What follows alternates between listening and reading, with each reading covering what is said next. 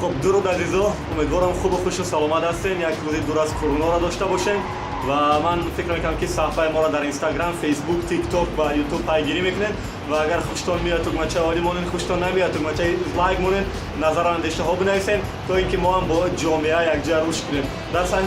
در صفحه ما انیقترش فقط ویدیوهای اجتماعی میبینین. از این بعد من ویدیو بعدی که میکشتم این صحبت ما با موین خدمات علاقه اکی الهام جان باید میشد که در موضوع اون مسئولایی که اون استادایی که با لباس ملکی کار میکردن در بینای پوچتای تاجیک و همین بحث جغرافی اینترنت بود که ما این ویدیو را تدوین داریم. روزهای نزدیکترین میکنیم، صحبت تلفنی است.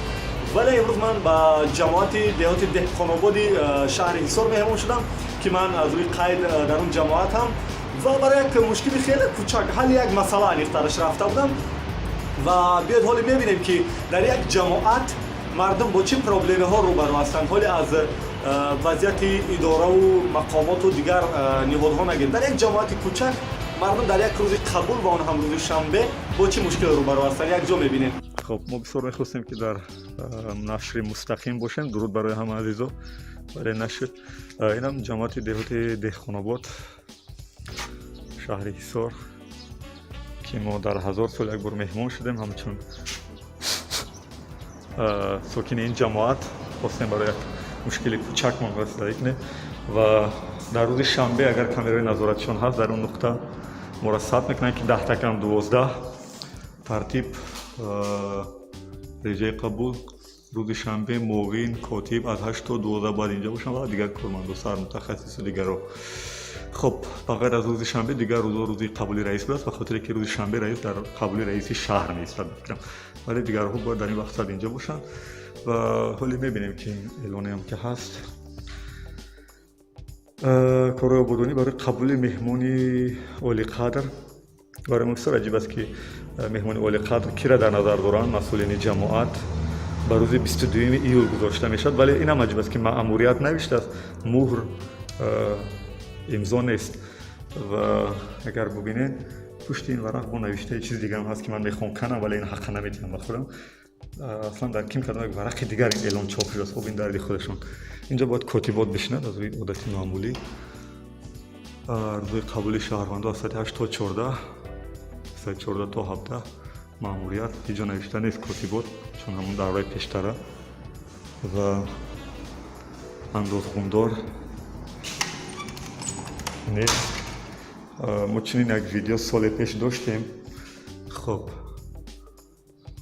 زمین ساز نیست در روز شنبه. خب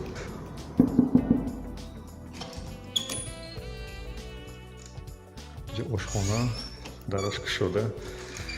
خب طرف دیگر هم خیلی نیستن. ما میریم پشت دری رئیس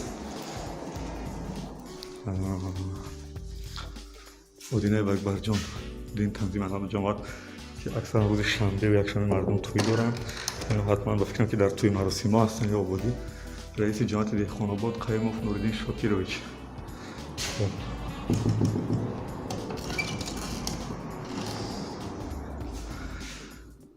اینا هم نیستن.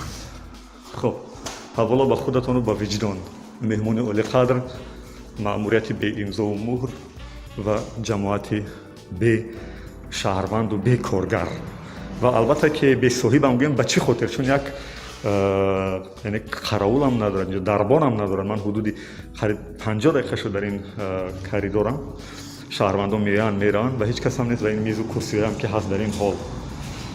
خب شما تصور نکنید بعد از این حالت ویدیویی که بود یعنی چند نفر که می اومد میره برای که اون اعلاناشون نوشته شده بود این چیزا من زنگ زدم با رئیس شهر حصار محترم شریف جان جمعه‌زاده که یک جوان خیلی فعال هستن در صفحه‌های فیسبوک هم صفحه دارن و در دفتر مطبوعاتش هم در فیسبوک خیلی فعال هستن که نیت حیات.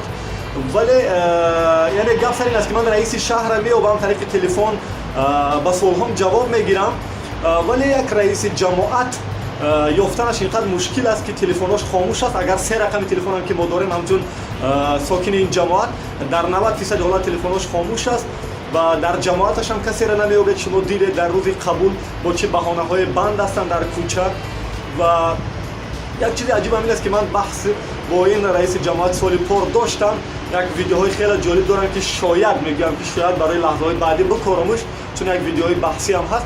ولی این ویدیویی که دیدید که مردم در یک جماعت با چه پروبلم‌ها روبرو هستند.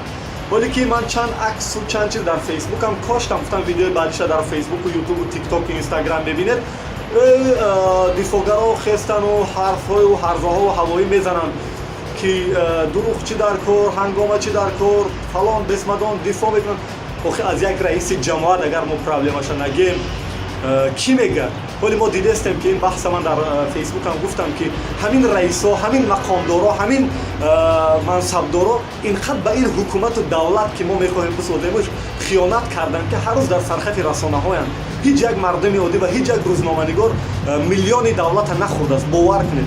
بیاین لطفاً از یک روزنامه‌نگار، از یک شهروند عادی که حقی خودش را طلب میکند و پرابلم یک جماعت و یک رئیس میگوید هنگامه نسازیم، زیرا این وطن از من و توست و پرابلم‌هاش هم از من و توست و من و تو باید بگیم و باید حل کنیم.